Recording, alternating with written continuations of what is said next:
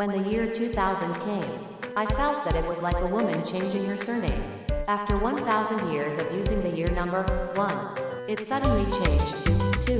The year number is the year of the Gregorian calendar, and the human race on Earth is like a father sending off the bride. Even though we have been used to it every day for 1,000 years. And we are sad that we will no longer be able to use it soon. We cannot leave the year number as it is. We are full of gratitude for her growth. Moreover, the world was run by men back then. It was not an era when female presidents and prime ministers are not uncommon like today. When the father of the bride gives his daughter to marry, he feels like he is losing his lover. That is why he drinks alcohol and acts desperately.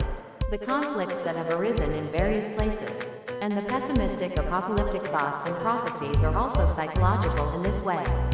They were probably born from men's effeminacy. The reason why there were so many prophecies is that they should be liked. Using a private investigator to find out what kind of man the other man is, they should have stopped taking inept actions and causing unnecessary trouble. Instead, they should have just accepted this as the flow of time.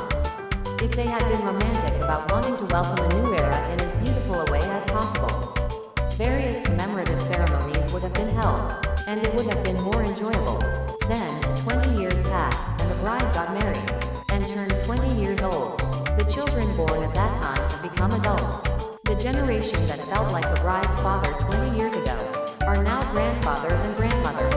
Thanks to advances in medical technology, these people are alive and well in large numbers. More than in the past history. At the same time, the children born at that time are turning 20 years old. At 20 years old, they are adults, so they start to walk on their own. They acquire new wisdom, and they start to use things that never existed before, or things that were like dreams that could not be done in reality. As if it were natural. Naturally, the grandfather and grandmother generation cannot keep up.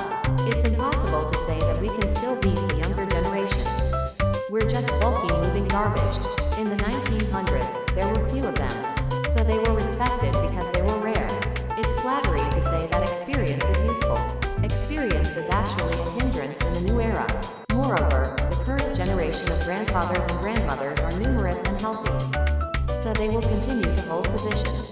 There is a shortage of places for people in their 20s to play an active role. Most people don't evolve much as they get older.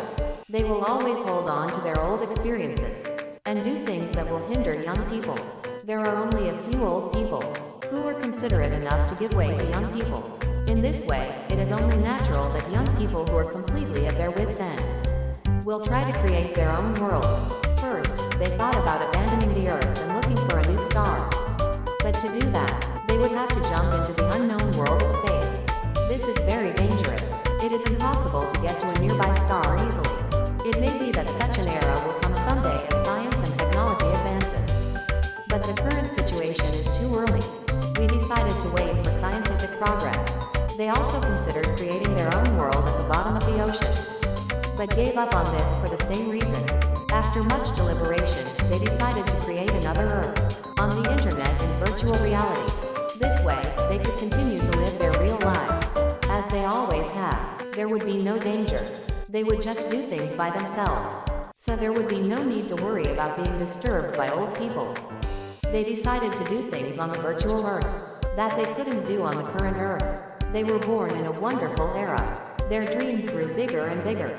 Because it's a virtual world, no big investments are needed. Just add the countries and towns you want to create as you please. You don't even need to use your current name. Just give them a new name. If you're particular about your appearance or style, you can look like your ideal actor, actress, or model. You can do anything there. Like-minded friends pooled their ideas, and a world like Dreamland was born. After school or work in the real world, the friends created various towns and countries as they pleased.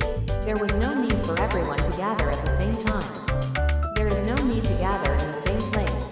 Everyone can work at their own time. There are no rules or laws. You can do it from your own home. You can do it with other friends.